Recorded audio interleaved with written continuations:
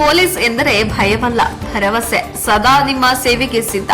ಸಮುದಾಯದ ಪ್ರತಿಯೊಂದು ಮನೆಗೆ ತಲುಪುವ ಕಾರ್ಯವೇ ಮನೆ ಮನೆಗೆ ಪೊಲೀಸ್. ಹೀಗಂತ ದಾವಣಗೆರೆ ಜಿಲ್ಲಾ ಪೊಲೀಸ್ ವರಿಷ್ಠಾಧಿಕಾರಿ ಉಮಾ ಪ್ರಶಾಂತ್ ತಿಳಿಸಿದ್ರು.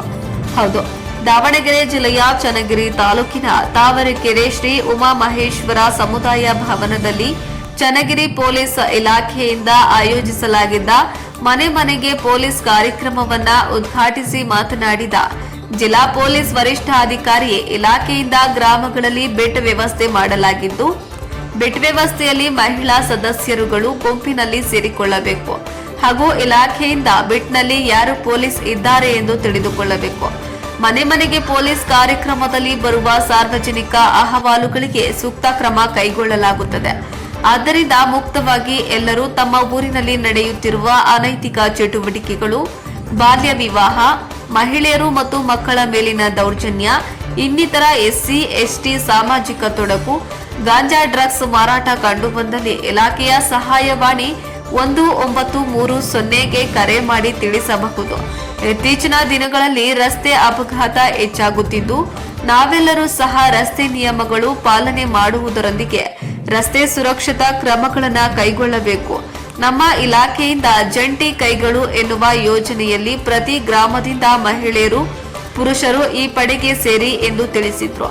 ಇನ್ನು ಕಾರ್ಯಕ್ರಮದಲ್ಲಿ ಚನ್ನಗಿರಿ ಪೊಲೀಸ್ ಸಹಾಯಕ ಅಧೀಕ್ಷರಾದ ಸ್ಯಾಮ್ ವರ್ಗೀಸ್ ಮಾತನಾಡಿದ್ದು, ಮನೆ ಮನೆಗೆ ಪೊಲೀಸ್ ಕಾರ್ಯಕ್ರಮದಿಂದ ನಮ್ಮ ಊರಿನಲ್ಲಿನ ಸಮಸ್ಯೆಗಳನ್ನು ಗ್ರಾಮದಲ್ಲೇ ಬಗೆಹರಿಸುವ ಕಾರ್ಯವಾಗಿದ್ದು, ಪ್ರತಿ 20-30 ಮನೆಗಳಿಗೆ ಒಬ್ಬ ಪ್ರತಿನಿಧಿಯನ್ನ ಆಯ್ಕೆ ಮಾಡಲಾಗುತ್ತದೆ. ಈ ಮನೆಗಳ ಸಮಸ್ಯೆಗಳನ್ನ ಗುರುತಿಸಲಾದ ಪ್ರತಿನಿಧಿ ನಮಗೆ ಮಾಹಿತಿ ನೀಡೋದ್ರಿಂದ ನಮ್ಮಿಂದ ನಿಮಗೆ ಪರಿಹಾರ ಸಿಗುತ್ತದೆ. ನಮ್ಮ ಜೊತೆ ನೀವಿದ್ದರೆ ನಿಮ್ಮ ಜೊತೆ ನಾವಿರುತ್ತೇವೆ ಎಂದು ತಿಳಿಸಿದ್ರು. ನಂತರ ಮನೆ ಮನೆಗೆ ಜಿಲ್ಲಾ ಪೊಲೀಸ್ ವರಿಷ್ಠಾಧಿಕಾರಿಗಳು ಮತ್ತು ಸಿಬ್ಬಂದಿಗಳು ಗ್ರಾಮದ ಮನೆ ಮನೆಗೆ ಭೇಟಿ ನೀಡಿ ಸೂಚನಾ ಪತ್ರಗಳನ್ನ ಮನೆ ಬಾಗಿಲಿಗೆ ಅಂಟಿಸಿ ಸಾರ್ವಜನಿಕರ ಕುಂದುಕೊರತೆಗಳನ್ನ ವಿಚಾರಿಸಿದ್ರು. ಇನ್ನು ಈ ಸಂದರ್ಭದಲ್ಲಿ ಚನ್ನಗಿರಿ ಪೊಲೀಸ್ ಠಾಣೆಯ ವೃತ್ತ ನಿರೀಕ್ಷಕರಾದ ರವೀಶ್, ಪೊಲೀಸ್ ನಿರೀಕ್ಷಕರಾದ ಸುರೇಶ್, ರೂಪ್ಲಿಬಾಯಿ, ತಾವರೆಕೆರೆ ಗ್ರಾಮ ಪಂಚಾಯಿತಿ ಅಧ್ಯಕ್ಷರಾದ ಮಂಜುಳಾ, ನೆಲ್ಲಿಹಂಕಲು ಗ್ರಾಮ ಪಂಚಾಯಿತಿ ಅಧ್ಯಕ್ಷರಾದ ದಿನೇಶ್, ಗ್ರಾಮ ಪಂಚಾಯಿತಿ ಸದಸ್ಯರುಗಳು, ತಾವರೆಕೆರೆ ಬಿಟ್ಟ ಪೊಲೀಸ್ ರವಿಕುಮಾರ್ ದೊಡ್ಡೇಶ್, ಜಂಟಿ ಕೈಪಡೆಯ ಕಾರ್ಯಕರ್ತರು, ತಾವರೆಕೆರೆ ಮತ್ತು ಸುತ್ತಮುತ್ತಲಿನ ಗ್ರಾಮಸ್ಥರು, ಮಹಿಳೆಯರು ಹಾಜರಿದ್ದರು. ವರದಿ ದೇವರಾಜ್ ಕೆ, ನೆಲ್ಲಿಹಂಕಲು.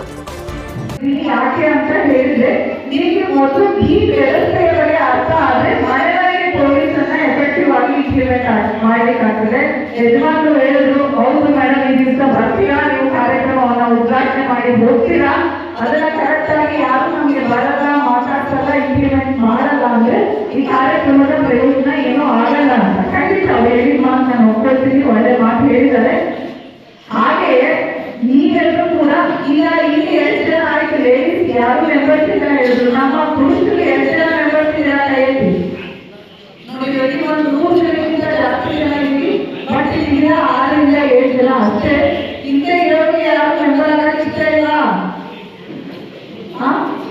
ನಾವು ಕೂಡ ಜನಸ್ನೇಹಿ ಪೊಲೀಸ್ ಆಗಬೇಕು ಅಂತ ಹೊರಟಿದ್ದೀವಿ ಅನ್ನೋದಕ್ಕೋಸ್ಕರ ಈಗ ಯಾರು ಬೀಟ್ ಮೆಂಬರ್ಸ್ ಆಗಿದ್ದೀರಾ ಅವ್ರ ಜೊತೆಗೆ ಮಹಿಳೆಯರಿಗೂ ಸ್ವಲ್ಪ ಬೀಟ್ ಮೆಂಬರ್ಸ್ ಆಗಿ ನೀವು ಮಾಡಬೇಕು. ಅದ್ರ ಜೊತೆಗೆ ನೀವು ಪ್ರತಿಯೊಂದು ಹಳ್ಳಿಯಲ್ಲಿ ಯಾರ್ಯಾರು ಬೇರೆ ಅಧಿಕಾರಿಗಳಿದ್ರೆ ಗ್ರಾಮ ಪಂಚಾಯತಿ ಮೆಂಬರ್ಸ್, ಎಕ್ಸ್ ಮೆಂಬರ್ಸ್, ಪ್ರತಿಯೊಬ್ಬರಿಗೆ ಕೂಡ ಮೆಂಬರ್ಸ್ ಮಾಡ್ಲಿಕ್ಕೆ ಹೇಳಿದೀನಿ. ನಿಮ್ಗೆ ಯಾವಾಗ ಪೊಲೀಸರು ಇನ್ನೂ ರೆಗ್ಯುಲರ್ ಆಗಿ ಬರ್ತಾರೆ ಅಂದ್ರೆ ನಿಮ್ಮ ಬೀಟ್ ಸದಸ್ಯರ ಕರ್ತವ್ಯಗಳು ಹೇಳಿದೆ. ನೀವು ಯಾವಾಗ ಬೇಕಾದ್ರೆ ಕಾಲ್ ಮಾಡ್ಬೋದು, ಸಹಾಯ ಕೇಳ್ಬೋದು, ಬೇರೆ ಮಾಹಿತಿ ಇದ್ರೆ ತಿಳಿಸ್ಬಹುದು ಅಂತ. ಹಾಗೆಯೇ ನೀವು ಇದನ್ನ ಕೇಳಬೇಕಲ್ಲ, ಬರಲಿಲ್ಲ ಅಂತ ಹೇಳಿ ಯಾವತ್ತಾದ್ರೂ ಇನ್ಸ್ಪೆಕ್ಟರ್ ಫೋನ್ ಮಾಡಿದ್ದೀರಾ, ನಮ್ಮ ಬೀಟ್ಗೆ ಬೀಟ್ ಕಾನ್ಸ್ಟೇಬಲ್ ಬರ್ತಾ ಇಲ್ಲ ಅಂತ ನಮ್ಮ ಸ್ಥಳೀಯ ಆದೇಶ ಸಂಖ್ಯೆ 1032 1032 ಪ್ರತಿಯೊಂದು ಹಳ್ಳಿಗೆ ಅಥವಾ 3ರಿಂದ 4 ಹಳ್ಳಿಗೆ ಸೇರಿ ಒಂದು ಬೀಟನ್ನ ವಿತರಣೆ ಮಾಡಿದ್ದಾರೆ.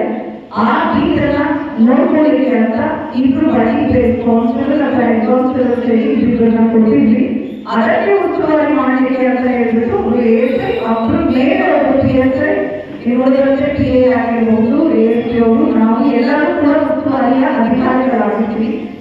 ಅದರಂತೆ ಮತ್ತೆ ಇಲ್ಲಿ ಯಾವುದು ಲಾ ಅಂಡ್ ಆರ್ಡರ್ ಪ್ರಾಬ್ಲಮ್ಸ್ ಇದೆ ಅಥವಾ ಬೇರೆ ಪ್ರಮುಖ ಸ್ಥಳಗಳಾಗಿರ್ಬಹುದು, ಇಲ್ಲಿರೋ ರೌಡಿಂಗ್ಸ್ ಆಗಿರ್ಬೋದು, MOPs ಆಗಿರ್ಬೋದು, ಇಲ್ಲೇ ನಡೆಯುತ್ತಿರುವ ಇಂಪಾರ್ಟೆಂಟ್ ಘಟನೆ ನಡೆದಿರುವಂತದ್ದಾಗಿರ್ಬೋದು, ಹೀಗೆ ಪ್ರತಿಯೊಂದನ್ನು ಕೂಡ ಮಾಡ್ತಾ ಇದ್ರು. ಅವರು ಪ್ರತಿ ತಿಂಗಳಿಗೆ 1 ರಿಂದ 2 ಬಾರಿ ಬೀಟ್ಗೆ ಬಂದು ಹೋಗ್ಬೇಕು ಅಂತ ಕೂಡ ಇತ್ತು. ಇಲ್ಲಿ ನಿಮಗೆ ಈ ತಾವರೆಕೆರೆ ಬೀಟ್ಗೆ ಯಾರು ಅಂತ ನಿಮಗೆ ಗೊತ್ತಿದೆಯಾ? ಗೊತ್ತಿಲ್ಲ ಯಾರು? ಮುಕ್ತವಾಗಿ ಆನ್ಸರ್ ಮಾಡಿ. ಎಷ್ಟು ನಿಮಿಷ ಗೊತ್ತು?